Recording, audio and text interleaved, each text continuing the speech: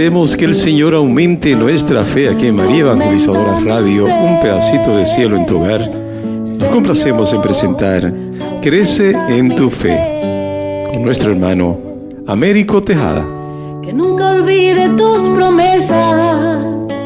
Saludos en este glorioso día y bendiciones a los raros creyentes que escuchan María Evangelizadora Radio, que están sedientos de la palabra de Dios.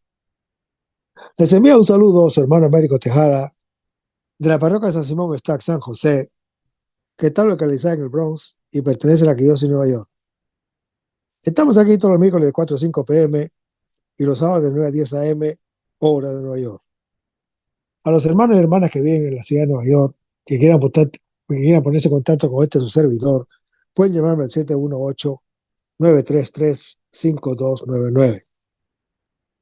En este segmento de estudio bíblico titulado Crece en tu fe, estamos estudiando el credo de los apóstoles, que es la profesión de nuestra fe católica, donde profesamos una fe en los misterios, en las doctrinas, que solo podemos conocer gracias a la revelación divina que nos afirma que Dios es una trinidad de personas divinas y nos dice que no creemos en fórmulas, sino en las realidades que estas fórmulas expresan, y que la fe nos permite tocar.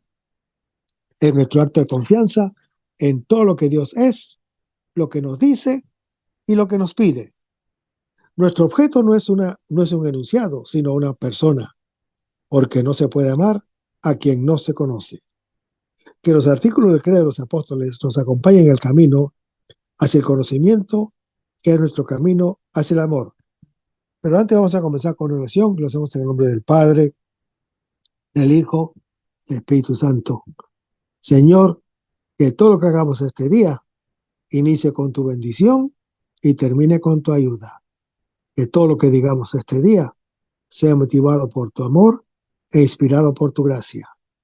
Que en obras de este día reciban tu inspiración y perduren en tu paz.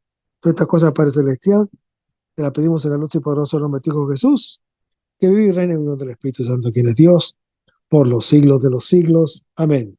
Los créditos de estudios públicos son dados al doctor Scott Hahn, a la Biblia de Jerusalén y a la hermana Evelyn Morán y su ministerio de música.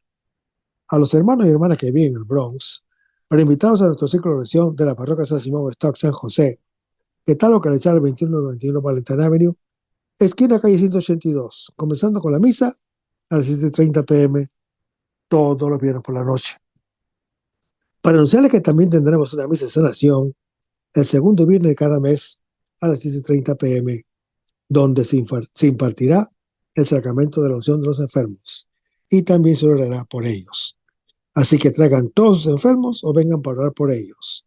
Habrá acceso para personas en silla de ruedas. También tendremos una hora santa con la exposición del Santísimo, todos los jueves de 7 a 8 p.m. Así que están todos invitados.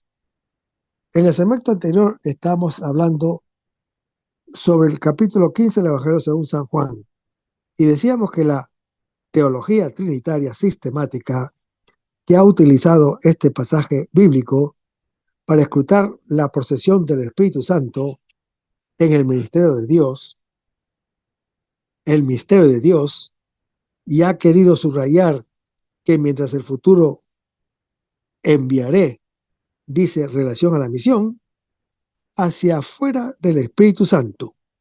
El presente procede, indica una emanación o procesión eterna del Espíritu Santo respecto del Padre Celestial. Estas distinciones, hermano que me escuchas, por exactas que sean, van más allá del sentido primero del texto del apóstol San Juan, pero el testimonio del Espíritu Santo en favor del Señor Jesús no está aislado. El Espíritu Santo, al darnos el amor del Hijo de Dios, nos hará capaces de dar testimonio de Él ante el mundo. El que fue principio de la creación la llevará a su cumplimiento, salvándola de la perdición.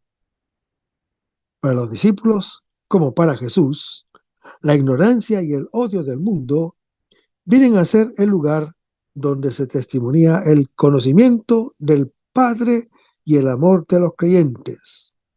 Los discípulos también serán testigos. Los discípulos pueden dar testimonio de Él porque, como han estado con Él desde el principio, lo han visto y, sin embargo, el testimonio del Espíritu Santo y el de los discípulos no constituyen dos testimonios, sino uno solo. Hermanos, esto está en consonancia con las palabras del Señor Jesús, conservada en los evangelios sinópticos, cuando dice: y cuando les lleven para entregarles, no se preocupen de qué van a hablar, sino hablen lo que se les comunique en aquel momento, porque no serán ustedes los que hablen, sino el Espíritu Santo. Y lo dice el Señor Jesús en Marcos capítulo 13. Hermanos, esta unión de testimonios del Espíritu Santo con los discípulos aparece en el libro de los Hechos de los Apóstoles capítulo 15, donde se lleva a cabo el primer concilio de la Iglesia Católica, cuando se escribe la primera carta apostólica, donde los apóstoles solemnemente declaran que hemos decidido el Espíritu Santo y nosotros. Los discípulos, pues, están asociados íntimamente a la misión del testimonio que el Espíritu Santo realiza en favor del Señor Jesús. Y la razón de ello es la amistad y convivencia que con el Señor Jesús han tenido desde el principio. Convivir es fuente de conocimiento, y el conocimiento es la base para poder testificar. Los discípulos han oído a Jesús, lo han visto con sus ojos, por lo tanto, podrán dar testimonio de Él, según lo anuncia 1 Juan, capítulo 1. En cuanto al Espíritu Santo, será lo mismo si el Espíritu Santo testifica del Señor Jesús. Es porque lo conoce, y lo conoce desde el principio, porque antes de que Abraham fuera hecho, Él existe, según lo anuncia Juan capítulo 8. Tanto el apóstol San Pedro como el evangelista San Lucas dan testimonio de que el Espíritu Santo ha hablado por los profetas. También lo pueden leer en 2 de Pedro capítulo 1 y en Hechos capítulo 28. Son los últimos capítulos del libro del Apocalipsis los que nos enseñan que el Espíritu Santo debe ser adorado. Juan nos ofrece una espléndida imagen poética de la Trinidad del cielo, cuando dice: me mostró el río de agua de la vida, claro como un cristal, procedente del trono de Dios y del Cordero.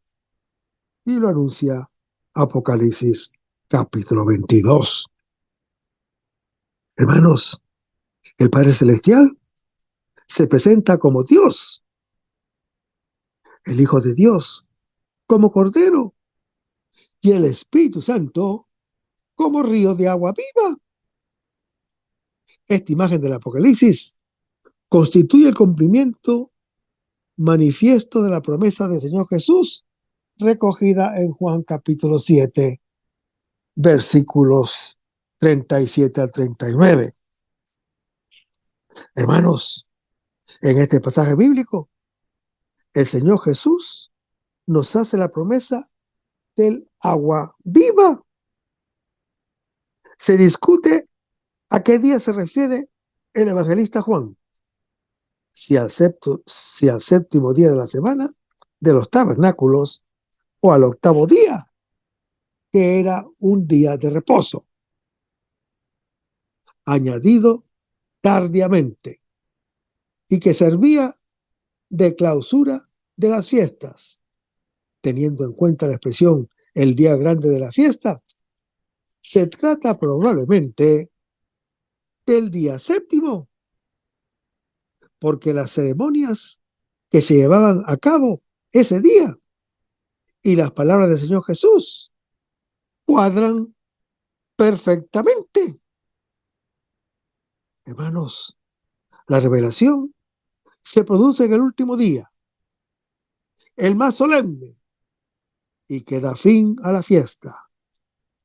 En la fiesta de los tabernáculos, cada día el sumo sacerdote judío iba a la fuente de Siloé y, en una copa de oro, llevaba agua en procesión al templo de Jerusalén, cantando: sacad con alegría agua de las fuentes de la salvación, que anuncia el profeta Isaías en su capítulo 12.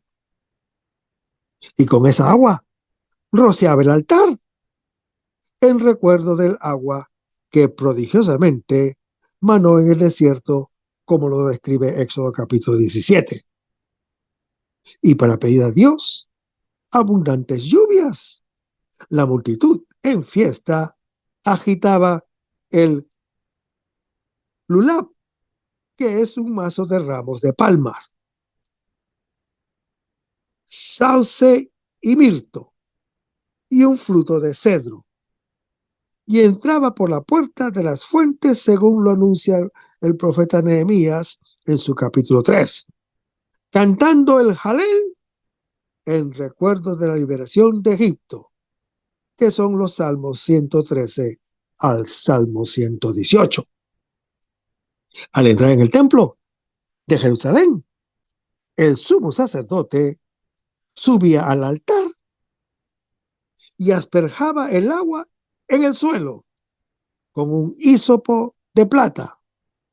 El último día de la semana, el sumo sacerdote judío vertía el agua fuera de los muros de Jerusalén como signo de las bendiciones que de Israel se derramaban sobre todos los pueblos, según la promesa hecha a Abraham en Génesis capítulo 12. Era el apogeo de la fiesta. El pueblo explotaba en alegría con sus expectaciones mesiánicas y su deseo de libertad y de dominio universal. Durante la fiesta se leía al profeta Ezequiel capítulo 47, que habla de la fuente que sale del templo de Jerusalén y se convierte en un gran río de aguas vivificantes, en cuyas riberas crecen árboles de frutas de toda especie.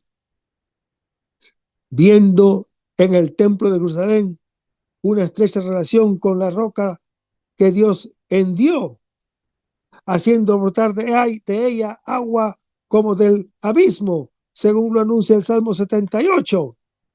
Esta piedra manantial que, conforme a la leyenda, seguía el campamento de Israel en el desierto, según lo anuncia Primera de Corintios capítulo 3. Se identificaba con la roca sobre la que estaba construido el templo de Jerusalén.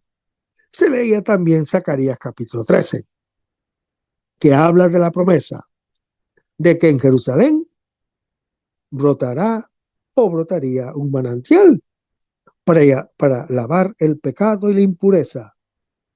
El mismo profeta, un poco antes, al describir la liberación y la renovación de Jerusalén, habla de la contemplación de un herido misterioso que es traspasado en Zacarías capítulo 12, que el evangelista identifica con el Señor Jesús en Juan capítulo 19,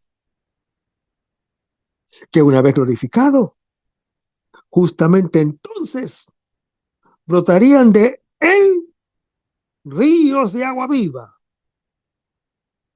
Y en este contexto, hermano que me escuchas, que anuncia la efusión de los dones celestiales, el Señor Jesús declara que ha llegado ya ese tiempo venturoso cuando dice: si alguno tiene sed, venga a mí y beba. O sea, quien tenga sed, que vaya al Señor Jesús y beba. Y esa agua recibida del Señor Jesús se tornará tan abundante en el creyente que de su interior brotarán ríos de agua vivas. Hermanos, según esta interpretación, el creyente es la fuente del agua viva. Y el mejor comentario a este pasaje lo ha dado el mismo evangelista por anticipado en el diálogo del Señor Jesús con la samaritana en Juan capítulo 4, donde el agua es símbolo del Espíritu Santo, cuando le dice: pero el que beba del agua que yo le daré no tendrá sed jamás, sino que el agua que yo le daré se convertirá en él en fuente de agua que brota para vida eterna. Hermanos, en cuanto a la cita de la Escritura, el texto que mejor refleja el pensamiento es Isaías capítulo 58, donde se lee: te guiará Yahvé de continuo, y serás como huerto regado, o como manantial cuyas aguas nunca faltan. Esta invitación recuerda la que hace la sabiduría divina cuando dice: venid a mí, cuantos me anheláis, y saciaos de mis frutos. Y lo dice en Sirácides capítulo 24 y Proverbios capítulo 9. Por tanto, hermano que me escuchas, con esta frase, el Señor Jesús sugiere que Él es la sabiduría de Dios encarnada.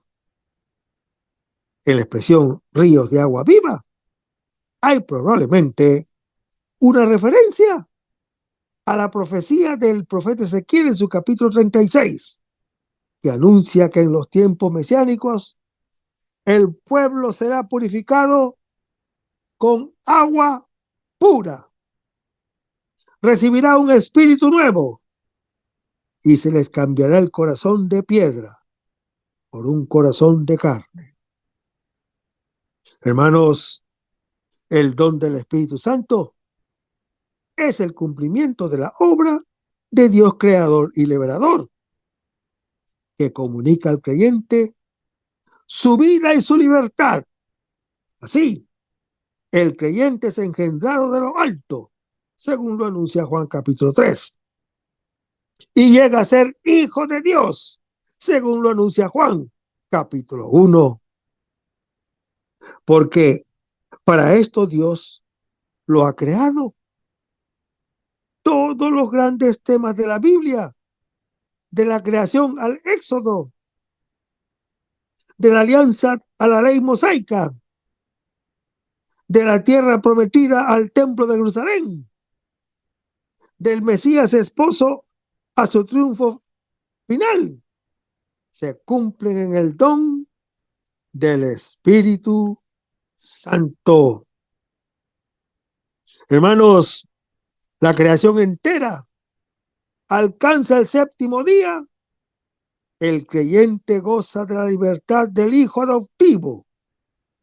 Dios es para él y él es para Dios.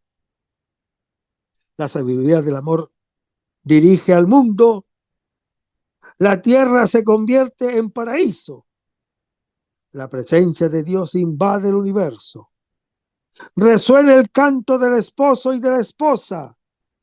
Y todas las criaturas están en comunión con su Creador. Hermanos, el Señor Jesús realiza la gran promesa de Dios y el deseo arcano del creyente. Con él comienza la época definitiva la del agua y del Espíritu Santo, en la que el agua de vida es el Espíritu mismo de Dios, que es amor.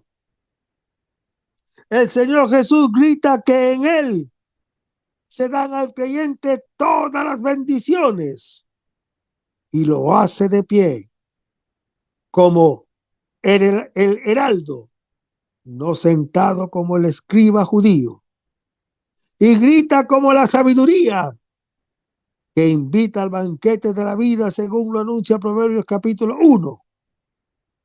Hermanos, el Señor Jesús es la sabiduría de Dios, el nuevo templo, la roca de la que brota la fuente de agua viva, abierta en Jerusalén. Todo esto quedará claro después que sea glorificado y nos haya dado su Espíritu Santo. Y cuando el Señor Jesús exclama, si alguno tiene sed, que venga a mí y que beba el que cree en mí, como dijo la Escritura, de su vientre correrán ríos de agua viva. Hermanos, con estas palabras, el Señor Jesús se propone como la auténtica fuente de agua viva. Su cuerpo, que es el nuevo templo según Juan capítulo 2, es el manantial de donde correrán ríos de agua viva. Una sola condición es necesaria para beneficiarse de ellos: ir al Señor Jesús y creer en Él. Y el creyente es búsqueda de vida y de felicidad. Es sed de Dios como tierra desierta, agostada y sin agua, según lo anuncia el Salmo 63. La sed es la necesidad más radical, el deseo de lo indispensablemente necesario para vivir. Es un vacío concreto que ningún sustituto puede llenar. Hermanos, la sed del creyente es ilimitada y no aspira a una agua diferente de la plenitud de vida. El creyente es ansia de Dios. Para quien es capaz de Dios, nada que sea menos que Dios podrá colmarlo.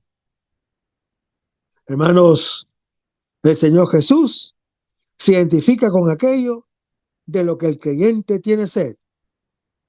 El Señor Jesús mismo, sediento, se siente en el pozo para que la samaritana comprenda su propia sed, que solo Él puede apagar. Y lo dice en Juan capítulo 4. Hermanos, Él es la fuente de vida y la fuente de agua viva, como vida que es de todo cuanto existe, según lo anuncia Juan capítulo 1. Todos estamos invitados allí a sacar con gozo aguas de la fuente de la salvación, como lo anuncia el profeta Isaías en su capítulo 12.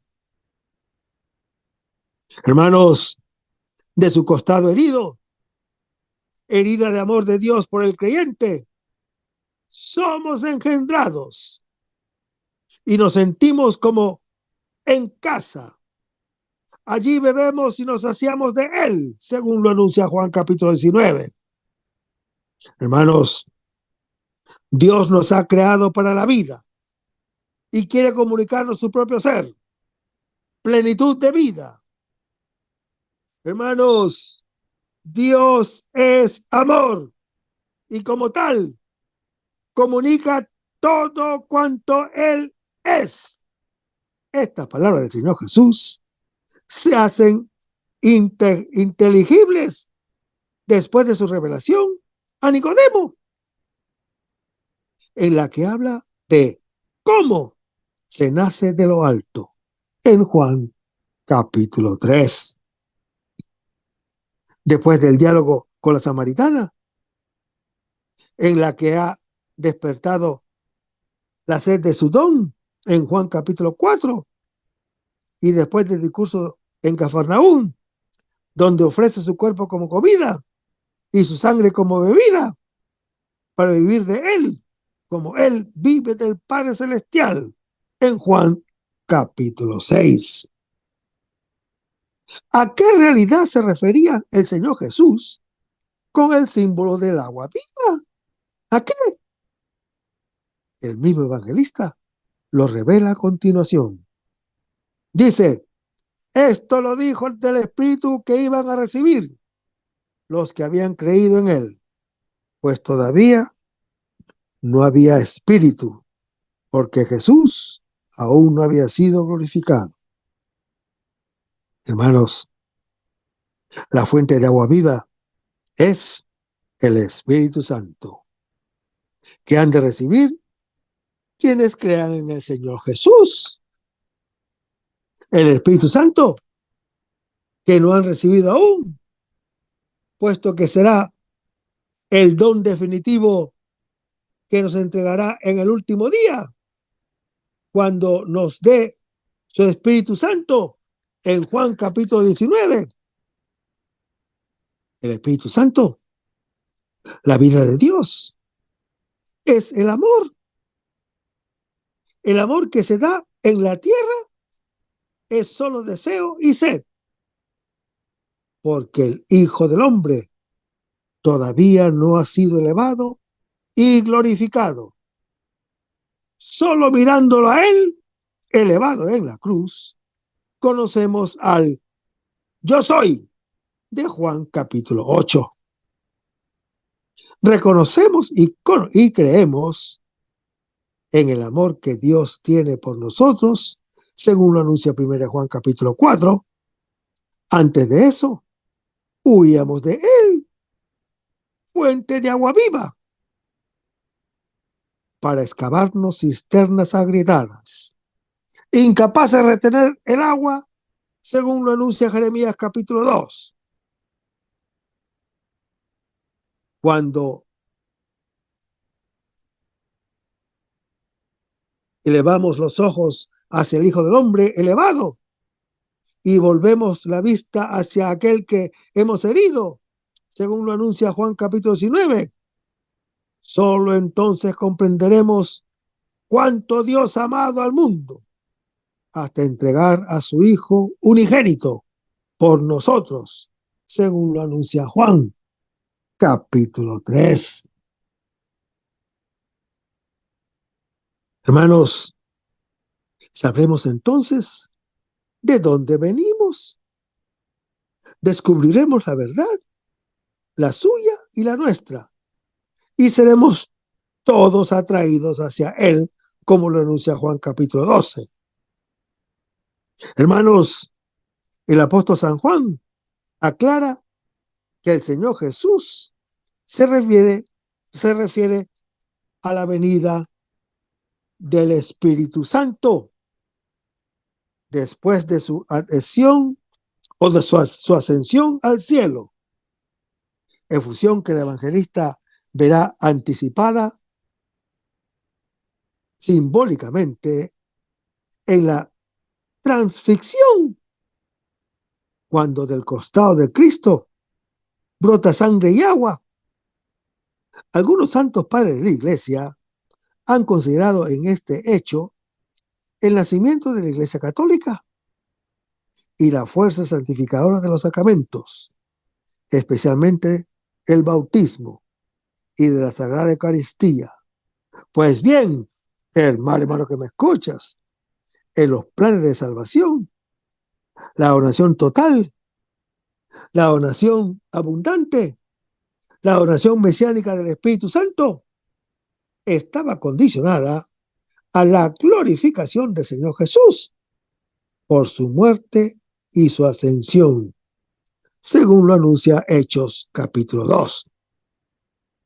Hermanos, el Espíritu Santo es, pues, el agua viva el don de Dios que brota del Señor Jesús glorificado y que el Señor Jesús da al que se acerca y cree en Él. En esta línea, el Señor Jesús invita a los creyentes a recibir el agua viva de su revelación, su ley nueva. En el último día, el más solemne de la fiesta, estaba allí Jesús y clamó: si alguno tiene sed, venga a mí y beba. Quien cree en mí, como dice la Escritura, de sus entrañas brotarán ríos de agua viva. Se refirió con esto al Espíritu que iban a recibir los creyentes en él. Hermanos, vale la pena repetir la frase. Se refirió con esto al Espíritu que iban a recibir los que creyeran en él. El Señor Jesús dirige su invitación a cualquiera que tenga sed de salvación.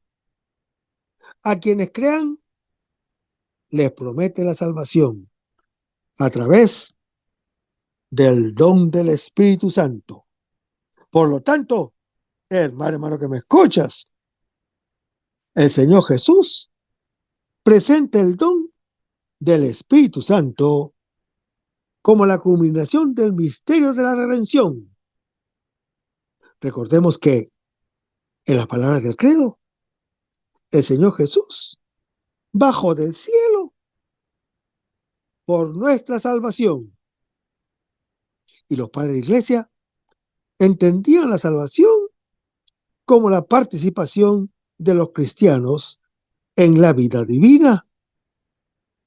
En este pasaje del Evangelio de Juan, el Señor Jesús manifiesta que la vida divina se nos concede en el Espíritu Santo.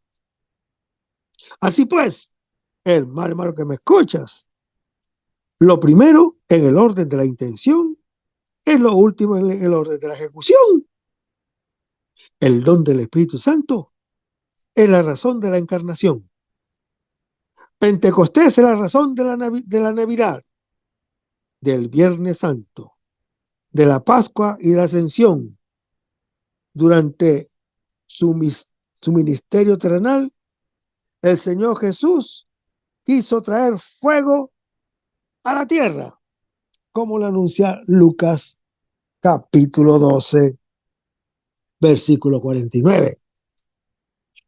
Hermanos, será necesario pensar que el fuego se refiere a algo determinado, como sería el amor, el Evangelio o el don del Espíritu Santo. Mejor nos quedamos con la figura del fuego, que purifica, fuego del juicio de Dios, destructor de todo. Lo que no pueda someterse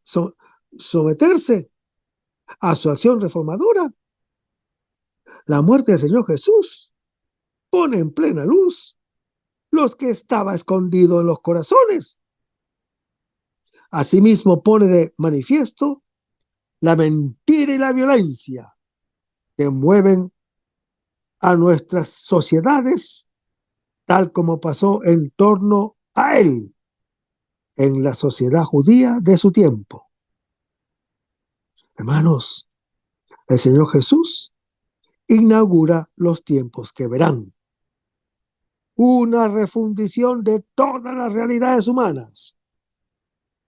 Las fronteras serán abolidas, las culturas puestas en tela de juicio. Esto no se conseguirá sin el fuego y el sufrimiento. Los tiempos cristianos no serán menos trágicos que los anteriores. Lo podemos leer en el libro del Apocalipsis, que nos habla de catástrofes, de la corrupción de los satisfechos y la sangre de los mártires. Hermanos, El fuego expresa frecuentemente en la Biblia el amor ardiente de Dios por los hombres. Lo podemos ver en el desierto del Éxodo, cuando Israel construyó un becerro de oro en Éxodo capítulo 32. Y Yahvé los hace vagar por el desierto por 40 años antes de entrar a la tierra prometida, para purificarlos y para que se conviertan una vez más al Señor Yahvé. Por eso no se les permite a Moisés entrar en la tierra prometida. Y él mismo se lo dice a Israel antes de que cruzaran el río Jordán. Porque Yahvé, tu Dios, es un fuego devorador, un Dios celoso. Y lo dice en Deuteronomio capítulo 4. Hermanos, el discípulo vive en la luz del juicio de Dios, que es el antídoto de toda hipocresía. Él se revela en el misterio pascual del Señor Jesús, que nos bautiza en el fuego del Espíritu Santo. Después que Él mismo pasó a través de las aguas de la muerte, esta es la venida escatológica, la que ya había realizado en la cruz, que juzga al mundo para salvarlo. Por eso es necesario reconocer el tiempo presente como el momento para la conversión. Dice, he venido a arrojar un fuego. Se trata del fuego del juicio final, del que habla Juan el Bautista en Lucas capítulo 3, cuando dice, ya está el hacha puesta a la raíz de los árboles, y todo árbol que no dé buen fruto será cortado y arrojado al fuego. O bien, el fuego de Pentecostés, de Hechos capítulo 2, o el bautismo en el Espíritu Santo y en el fuego, que habla Juan el Bautista en Lucas capítulo 3. En realidad, hermano que me escuchas, el juicio definitivo de Dios sobre el mundo es el don de su Espíritu Santo. Marca el comienzo de los últimos tiempos, en el cual los hombres están llamados a la conversión, a la vida nueva, en el bautismo, según lo anuncia Hechos capítulo 2. Este fuego, hermano que me escuchas, que el Señor Jesús, cuando ya ha subido al cielo, envía sobre la tierra, es muy diferente del que invocado Santiago y Juan sobre los samaritanos en Lucas capítulo 9. Es el fruto final de su misión, realización de todo el designio de Dios. Por eso, el apóstol San Pedro en Pentecostés dice que estamos en los últimos días, en Hechos capítulo 2. Hermanos, en la Eucaristía, el creyente recibe el Espíritu Santo.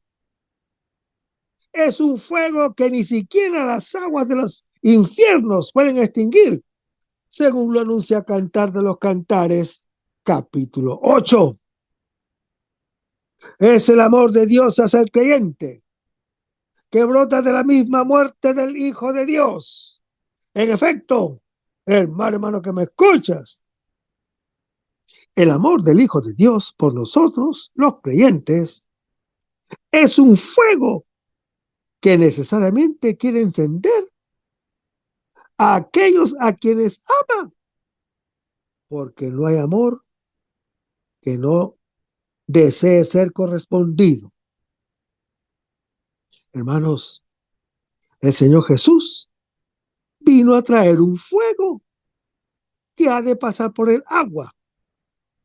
Lo que quiere, lo obligo a pasar a través de lo que no quiere. La resurrección viene después de la muerte. Él mismo se haya dividido entre un deseo y una angustia, hasta destilar sangre, según lo anuncia Lucas capítulo 22. Es la lucha en la cual el amor vence la prueba extrema. Ahora comprendemos por qué el Señor Jesús nos ha dicho que no temamos o que no nos preocupemos. Él mismo, el Hijo de Dios, vino a visitarnos de parte del Padre Celestial en cada una de nuestras angustias, para que nosotros los creyentes quedáramos libres.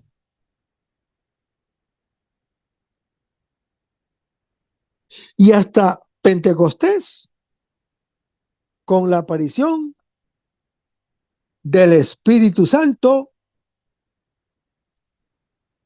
en forma de lenguas de fuego, como está descrita en Hechos capítulo 2, versículo 3. Hermanos, han transcurrido 9 días entre la ascensión del Señor Jesús y Pentecostés. 9 días durante los cuales la iglesia primitiva estuvo en oración. De aquí viene la práctica de las novenas. Algunos acontecimientos importantes de la iglesia primitiva tuvieron lugar con ocasión de fiestas judías. Dice, al llegar el día de Pentecostés, es decir, concluido ya el periodo de 50 días entre la Pascua judía y el de Pentecostés. Pentecostés, que primeramente fue fiesta de la siega o fiesta de la semana, según Éxodo capítulo 23, era una de las 3 grandes fiestas judías que celebraba 50 días después de la Pascua judía. Y muchos israelitas acudían a Jerusalén en peregrinación. Antiguamente había sido una fiesta agrícola en que se presentaban a Dios los frutos de la tierra. La tradición hebrea la había unido a la conmemoración de la ley mosaica en el monte Sinaí, que era la renovación de la alianza según Segunda de Crónicas, capítulo 15.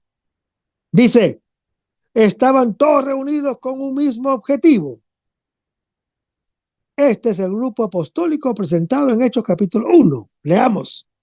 Cuando llegaron, subieron al piso superior, donde vivían Pedro y Juan, Santiago y Andrés, Felipe y Tomás, Bartolomé y Mateo, Santiago el de Alfeo, Simón el Zelota y Judas de Santiago. Todos ellos perseveraban en la oración, con un mismo espíritu, en compañía de algunas mujeres y de María, la madre de Jesús, y de sus hermanos.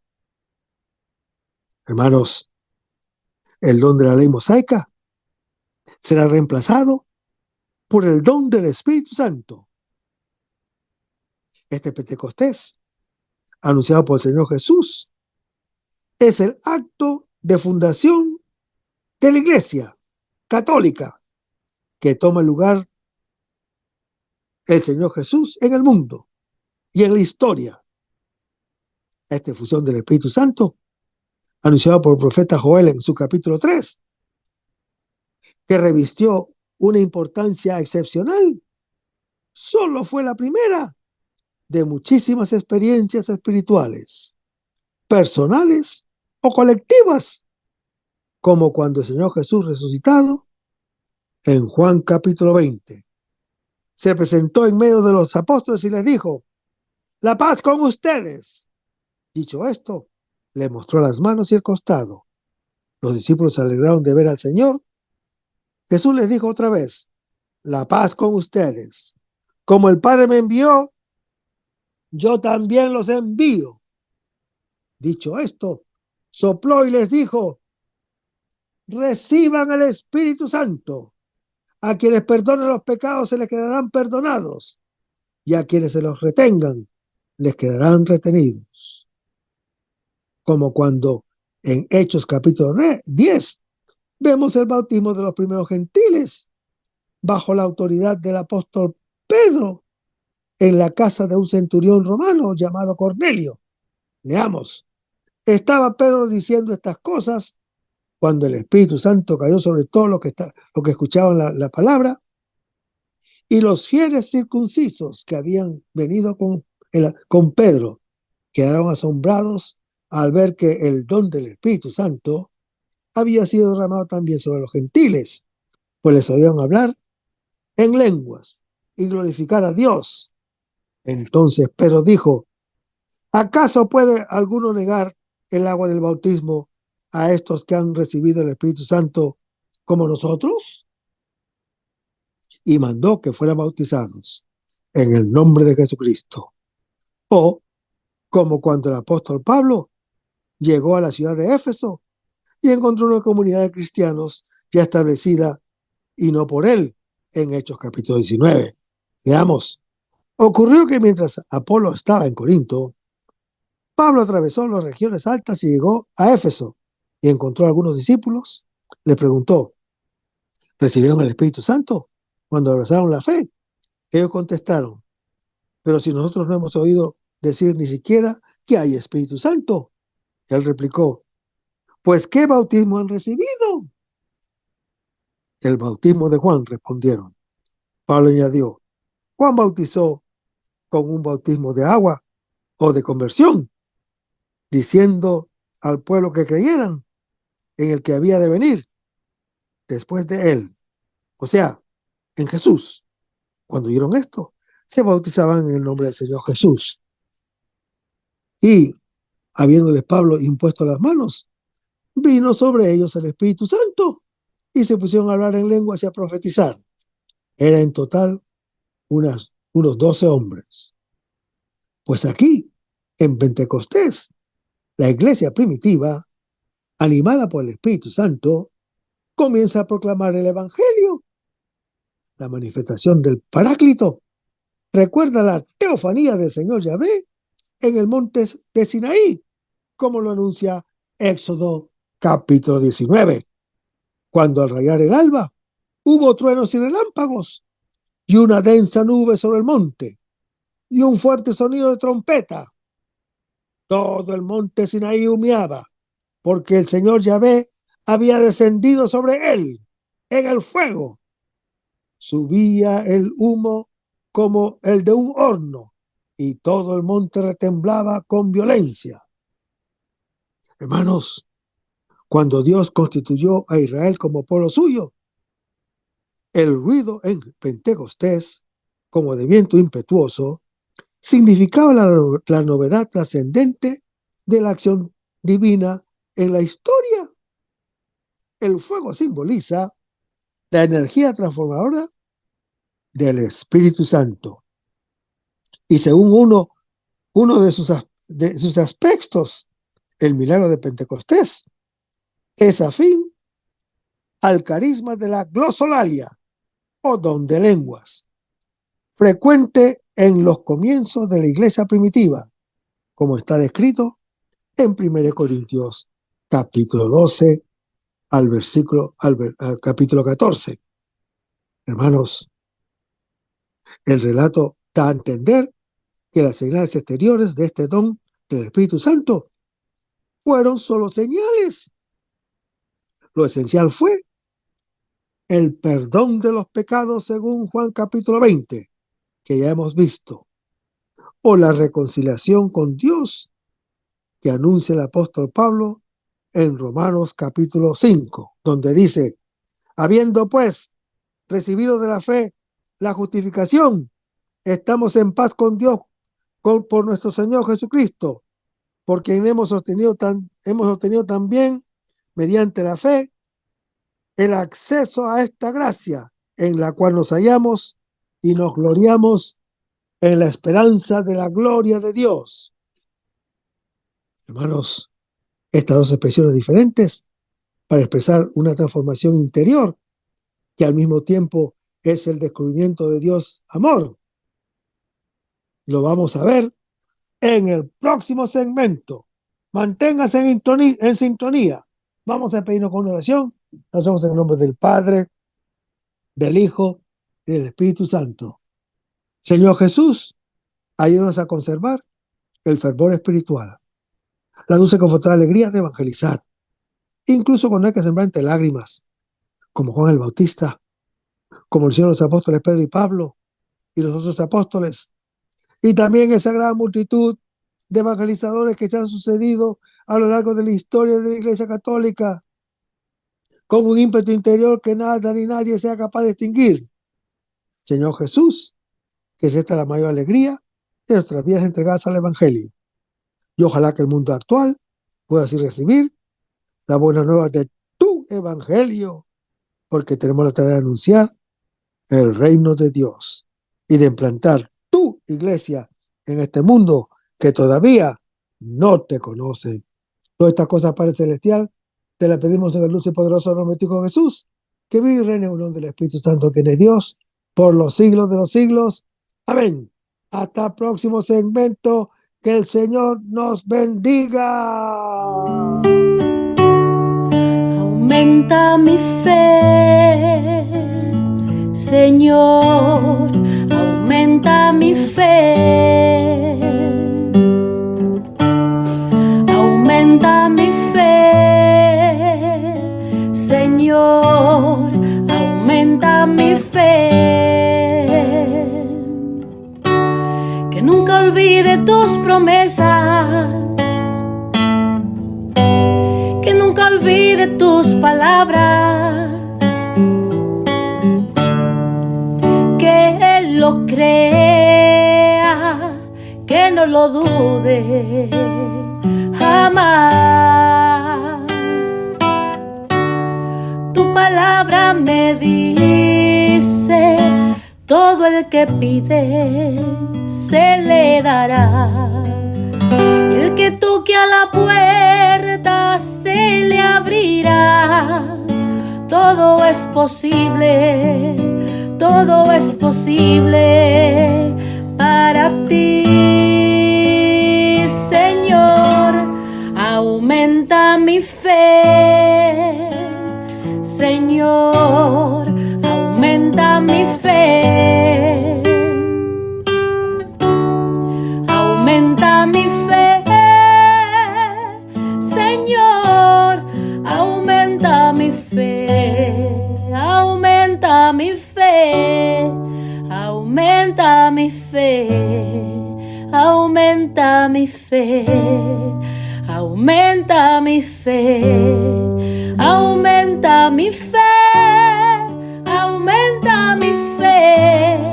Aumenta mi fe, aumenta mi fe, Señor.